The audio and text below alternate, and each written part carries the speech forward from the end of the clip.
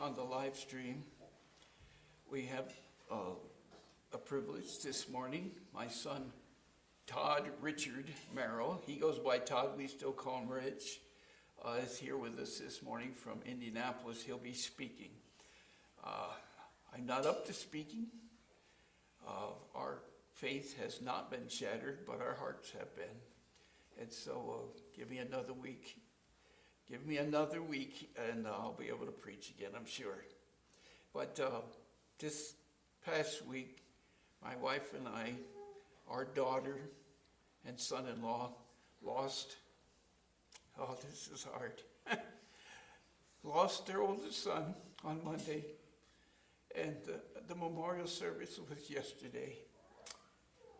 Anyway, I don't want to say more. We've shed buckets of tears and our hearts are shattered and broken. Justice, that's why I didn't get back in touch with you.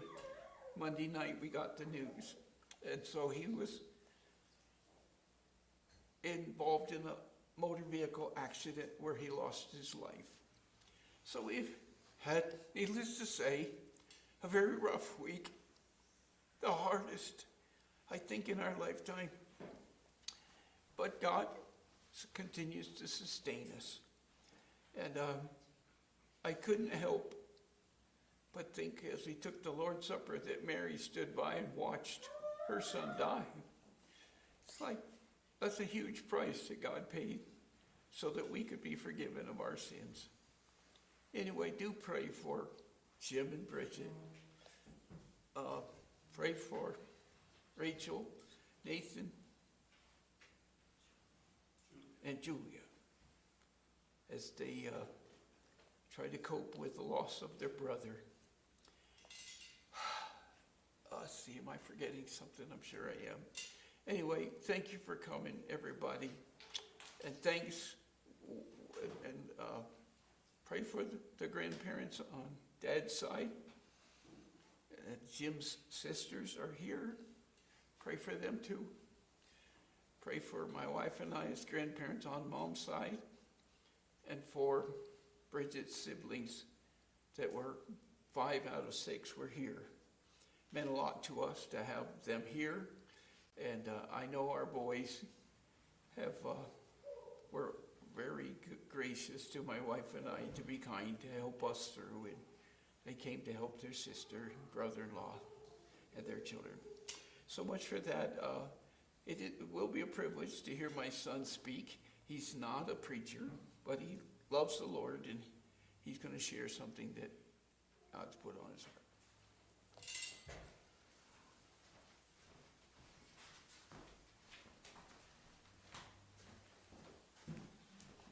Good morning, everybody.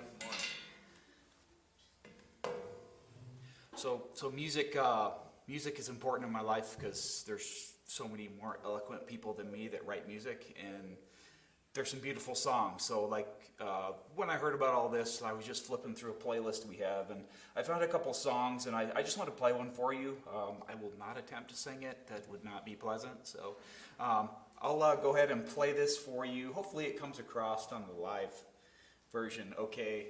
I tried it yesterday and it worked on here, so I'm just going to play it. And listen to the words on this song. It really talks about a lot about how we feel in these moments. So.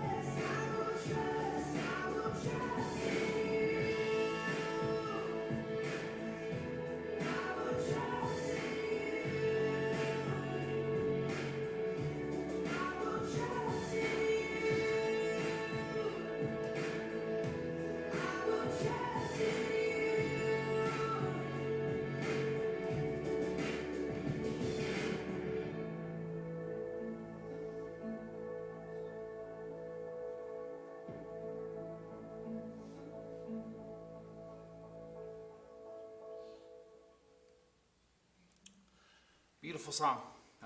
Says words that we regular people can't think of. That's why music's so important to me. So many beautiful songs. There's one, Danny Goki actually wrote a song after he lost his wife that just beautiful too. There's so many songs that just really like moves your soul. So just one of my favorites. I just want to talk a little bit today about hope.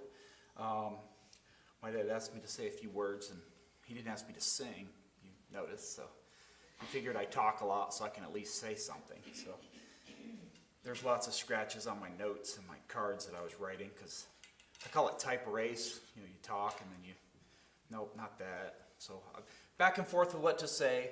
Hard to know what to say in these times. So I just want to share with you one of the things that I love to tell my kids. I was telling Rachel one of my sayings: inside thoughts, outside thoughts. You can have lots of inside thoughts.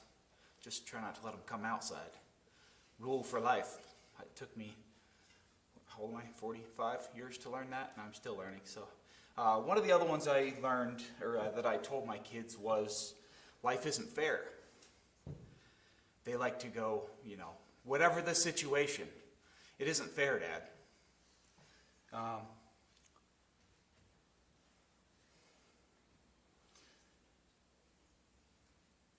I said that to God this week.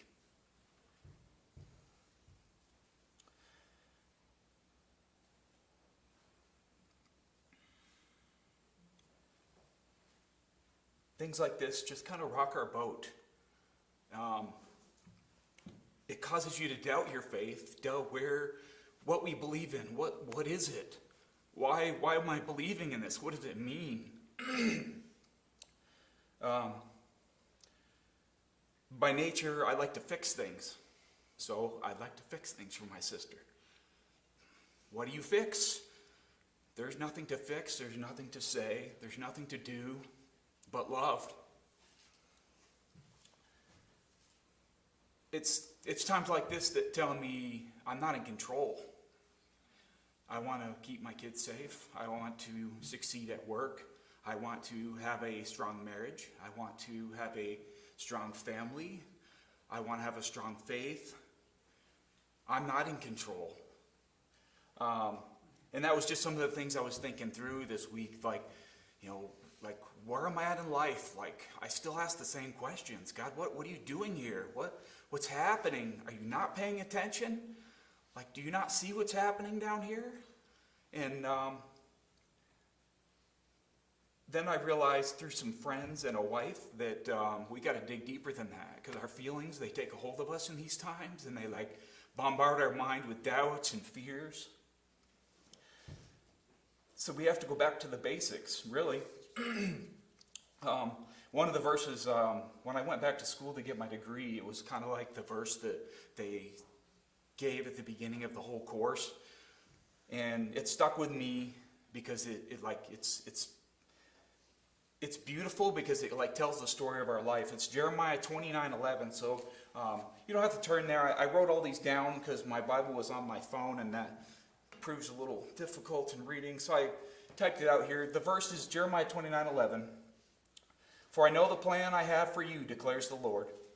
Plans to prosper and not to harm you. Plans to give you hope and a future. I mean, what more can we ask for from a God that has that in mind for us? And sometimes it doesn't feel like that. Sometimes it feels like, you're harming me, God. You're allowing me to be harmed. But his plan is not that for us. His plan is to prosper us, to lift us up, to give us a future. And really, that's kind of what we want to focus on, is that future. I'll get to it later on, and our pastor likes to use the term lower story and upper story. We get so focused on that lower story and everything that's happening right here on the ground that we lose track of what God sees. I mean, I can think of a million times, even in my life, daily moments that I get bogged down in the details and forget, oh yeah, you're at work and you're frustrated and everything's crashing down, and it's like, this is horrible. My job stinks. And then you take a minute and you go, wait a minute. Well, I'm doing this so that I don't have to work again. Travis and I were talking about retirement yesterday. I don't love my job, but I love the fact that it allows me to retire and not work. kind of like God with us, he realizes the work that we're doing down here in this lower story is preparing us for that retirement in heaven. So I got like 2 or 3 points here of just kind of things that I learned in my life regarding loss and regarding looking to God versus looking to my own abilities to get me through these times. So my first one is, who do I lean on? And that's where we really have to, and these unthinkable tragedies happen, we have to go, who do I lean on?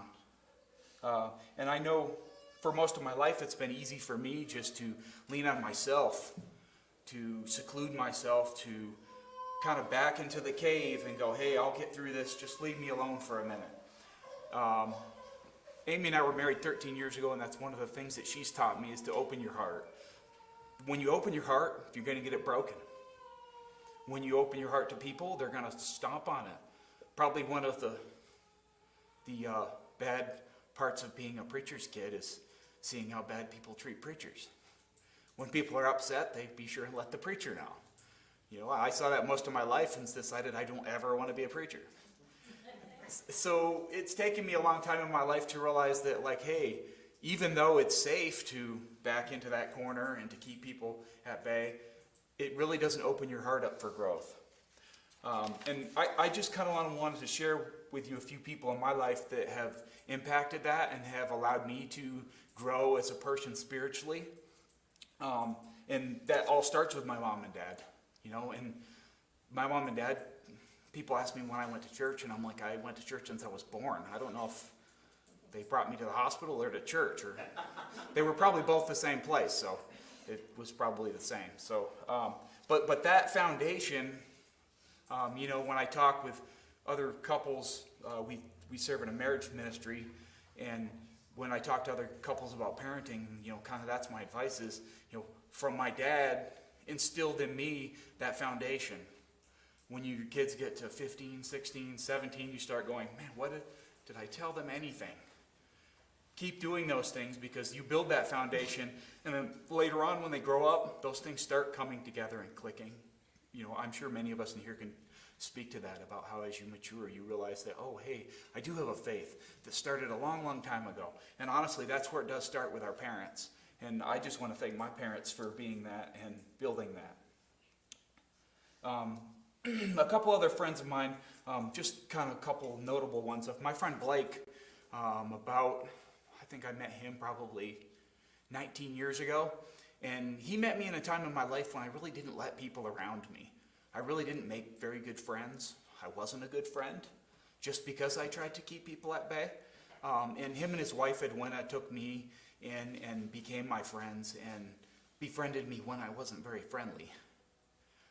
And I owe a lot of that in my life to him because he opened his heart. And he was always the guy who, when you're talking to him, if you're sad or mad or any of those emotions, he would not be afraid to stop right there, grab your hand wherever you were at, and pray with you.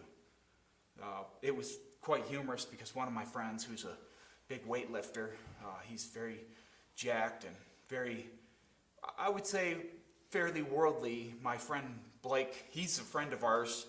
Well, Blake grabbed his hand when they were at a park eating lunch and prayed with him. He's like, he freaked me out with that. And I'm like, I go, that speaks to Blake's nature. He has no fear. All he cares about is you. He doesn't care anything what's going on around. He doesn't care what people think. He wouldn't be afraid to grab your hand and say a prayer right there with you.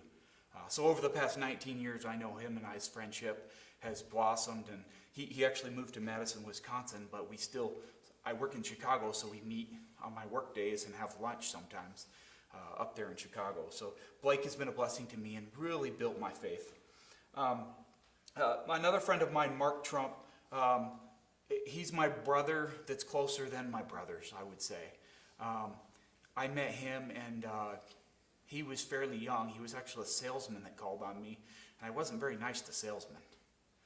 I told you, Kaylana, that I wasn't very nice, so you can imagine this. I wasn't very nice to salespeople. Well, he is the salesman of salesmen, and he never quit calling on me. And probably 5 years later, it all started clicking on, this is a man of God who has a faith that's bigger than anyone that I know. And I think he's about 7 years younger than me. And just to share with you his faith, he had a career job as a salesman, and he quit that job to move him and his 5 kids to New Zealand to become a missionary. One day he said, I want to do something more. And I'm like, well, maybe now's not the time. His youngest was 4, I think. And he kept praying about it, and I was praying for him that his eyes would be open to not going, honestly. There were so many times that God came and bombarded him with signs. Like it bolstered my faith to see his faith built up. He told one story about he was praying about it, and him and his wife were like, hey, we need to go on a date. They went on a date, and they were at a mall that was closed, and they were waiting to go into the restaurant that was attached. And he's like, well, I need to use the restroom. I'm going to walk in the mall. So he walks in the empty mall. He walks up there, and walking out of the bathroom is the missionary who was trying to get him to come to New Zealand. And like him and his wife have been praying, God, we just need something here, something to show us what we need to do.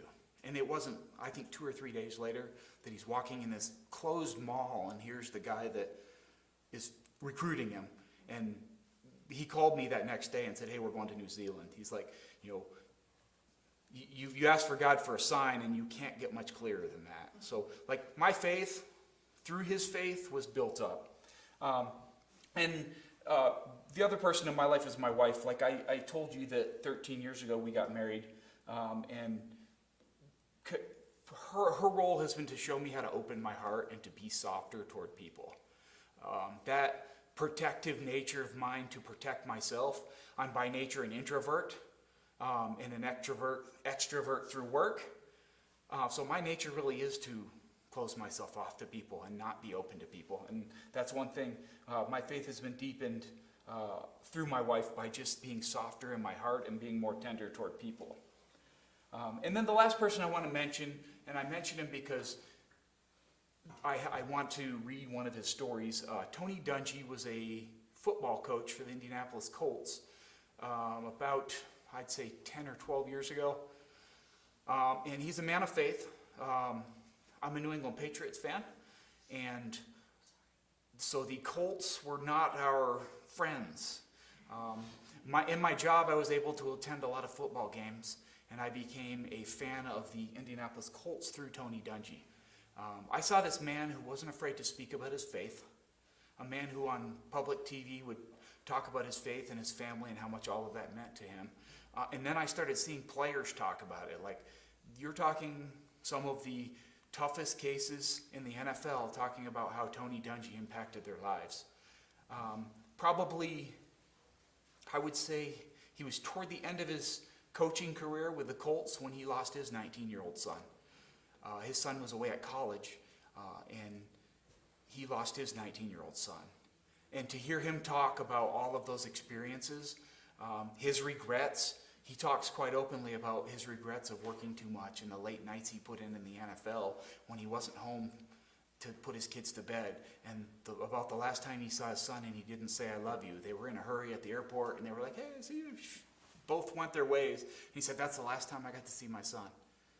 So Tony Dungy, through all of that, his faith is strong. He's still now even a commentator for the NFL and just still a witness through his life. And one of the biggest things he did after that was he started a foundation called All Pro Dads. And this is a foundation that he uses to build up fathers, to be better fathers. Through his life and through his experiences, positive and negative, he realized there were some shortcomings that happened. And he realized that we really do need to build better dads. And so one of his stories, I just want to read it. I can't do it justice. And it's kind of a football story, so if you don't know football, just bear with it. It will play out. Here's Tony Dungy. We use faith all the time in football. The cover 2 defense requires a great deal of faith, and it can take players quite a while to get acclimated. Some never do, because the defense is so assignment-oriented. Players need to trust and have faith for it to work. They aren't allowed to freelance or simply run to the ball. They have to protect their areas, staying in their gaps and trusting the system. They have to trust that everyone else will do his particular assignment and have faith that if it occurs, the defense will be effective. Offense requires faith as well. Peyton Manning would throw most of his passes to a set spot before the receiver even made his final break to the ball. He has to have faith that the receiver will run the proper route and arrive at the spot when the ball gets there. The receiver has to have faith that if he runs his route at the proper depth and with the proper speed, the ball will be thrown to the spot where he can catch it. Life works the same way. If you're experiencing something difficult right now, or perhaps even if you're not, there's a message of hope through faith in God who's bigger than all of it. And I love that example because it is kind of like us in life. If you think of a receiver, in Indianapolis there was a big deal made up of Peyton Manning and his trust in his receivers. And if you think about that, his receivers would run that same route 200 times before every game, so that Peyton Manning didn't even think about it. When he said hike and brought that ball back, he knew that in whatever it was, 3.5 seconds, Marvin Harrison would be right at that spot and he knew right where to throw it. Peyton Manning wasn't the greatest quarterback ever. He wasn't the greatest athlete ever. But his faith in his receivers made him a great, great quarterback. And to bring that down to life, it just is so pertinent for me, us running in this race. We don't know where the ball is sometimes. I don't know where the ball is most of the time. But we're running to that spot knowing that God, in that bigger, higher picture, knows exactly where you're going to. He assumes you're going to be there. And if you have trust in him and run that route, you're going to be at the end to catch that ball. The second point I want to talk about is I'm not in control. So that's kind of a more difficult thing. Times like these really reinforce that we are not in control. We can't control anything. It's all, we live in a broken, fallen world, and life happens around us every day. I want to read a verse that's often misconstrued about life. Romans 8:28 says, "And we know that in all things God works for the good of those who love him and have been called according to his purpose." And the way I kind of misconstrue it sometimes is that God is working things out to my good, not for my good. God's going to make things successful if I follow all of his rules. To put it short, if I live this way and raise my kids this way and work in this job and do this, God's going to make sure all those chess pieces fit. Well, the verse says God works out things for our good.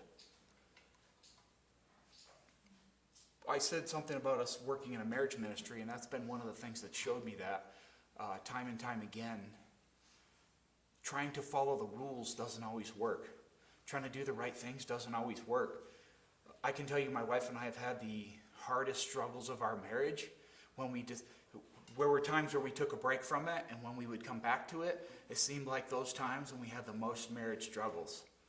And I would have to come to the first week of class and say, "Hey, I'm here to tell you what God says about marriage, because I feel like I'm failing daily." It seemed to happen every time we would get more and more involved with that group, is that we struggled more and more with life. And that is the nature of life. That is the nature of the world we live in, the sinful, broken world. Just because we follow God doesn't mean all the right things happen to us. This verse talks more about God having everything in his sights. That sermon series that our pastor preached, he was preaching the whole Bible. So he said he was going to preach from Genesis to Revelation. And he said it's going to take a long, long time. And he joked about it. He said, "I'm going to go verse by verse through the Bible." And it was very weird me thinking about it, because I'm like, well, you're going to preach on the whole Bible? Because there's a lot of stuff in there that's very, very confusing. When you get to the begat, who begat. And it was very interesting because he named the title of it God's Upper Story and God's Lower Story. He actually took it out of the Story Bible. There's a book that's written like a novel. So they kind of go through the whole Bible as a story. And that's what our preacher attempted to do, is go, hey, here was the lower story that happened. Noah, David, Solomon. all these characters in the Bible, and here was the upper story that God had working through these people's lives. And over and over and over, the story played out that the story we saw right here where we're sitting wasn't the bigger story. And so some of the names that I picked up were Paul, David, Matthew, Moses, Peter. Well, think of those stories.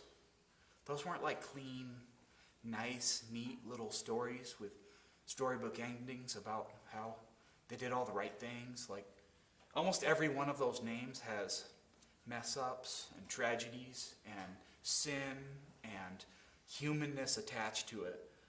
But God's upper story, God knew, it was almost like he took the worst of the worst and said, I got you. I can work through you.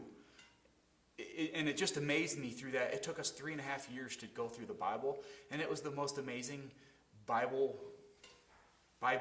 sermons that I ever heard, because it really did enlighten me to what happened in the Bible.